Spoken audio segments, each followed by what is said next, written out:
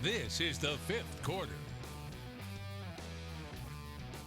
Welcome back into the fifth quarter. Joe Katz, Tanner Barth here with you. And Joe, some interesting games left to go tonight. Pender and Trask trying to get back into the win column in that Coastal Lake play, and with the chance to get in the playoffs if they can pick up a few wins here late. Yeah, always interesting to see how some of the other teams are doing outside of the Wilmington and Mid-Eastern Conference area. Obviously, a big one we're going to get to here in just a bit with Wallace Rose Hill battling Clinton for the top spot in the conference tonight.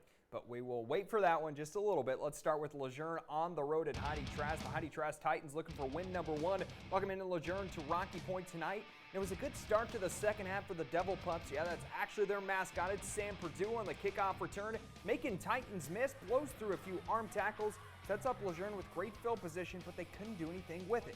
Well, then here's where things get a little wild here for Trask. So they coached up on the sideline. It's a fake. Nathan Wood tucks it in for a gutsy call back in their own end zone. They run a fake punt, and they get the first down to move the sticks. You said talk about it. It is risky, but it works, and the drive wouldn't stop there. A little naked bootleg as Will Berry finds himself in open space.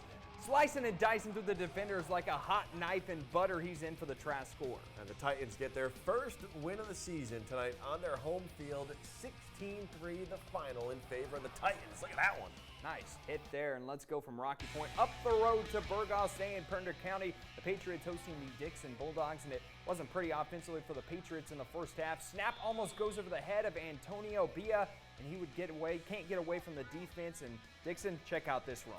I mean, look at the big old legs on that baby. Running the football in the first half. They had some success. Jermaine Lee finds some open space. Just look at that one, young man go chugging and pumping his legs. Keeps the feet pumping, literally carrying the Patriots on his backside inside the 5-yard line. And they would go in for the score. Then Pender, looking for answers, try to go on the offense. Probably their best play offensively all night long. But everything going Dixon's way. They cough up the football. They would get it back, but it would not matter tonight as this one was all Dixon up in Burgos. They beat Pender 49-8, the final score. Now let's head up to Teachie. A good one tonight. Obviously, first place on the line in the East Central Conference. Clinton and Wallace Rose Hill in the dog pound. And let's stick this one up in the second half. Tight ball game, and big plays can win you ball games. It's Jaquez Wallace finding a hole on the outside, tight roping his way down the sidelines into Bulldog territory inside the 10.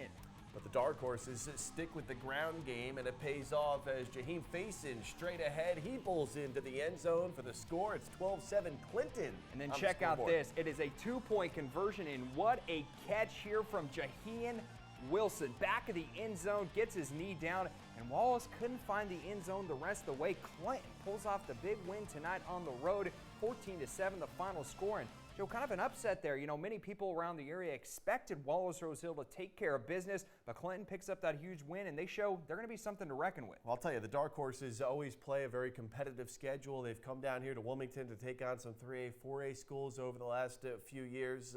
They've had a good tradition up in Clinton, maybe overshadowed a little bit with Wallace Rose Hill, but tonight they get the better part of the Bulldogs this evening as Clinton picks up the big East Central Conference win. Absolutely, and I think we might have a chance to see those two schools meet up maybe down the road in the playoffs. But let's check out some of those final scores one more time for you. We'll start in the Mid-Eastern Conference. It's Hoggard with a 35-10 win over North Brunswick. New Hanover rolls over Ashley 54-0. South Brunswick, huge statement on the road. They beat Laney 28-0, and West Brunswick takes care of business, remains undefeated 33-7 over Topsail down in Charlotte. As we flip the scoreboard tonight, Whiteville blanks West Columbus 56-zip. East Columbus falls to East Bladen 55-12, and St. Paul's takes care of West Bladen 41-24. St. Paul's West Bladen, that was a good game until the fourth quarter. And finishing out your final scores, as we said, Heidi-Trask gets win number one on the year under their new head coach Brandon Proctor, 16-3 over Luzerne. Pender, they fall on their home field tonight to Dixon 49-8.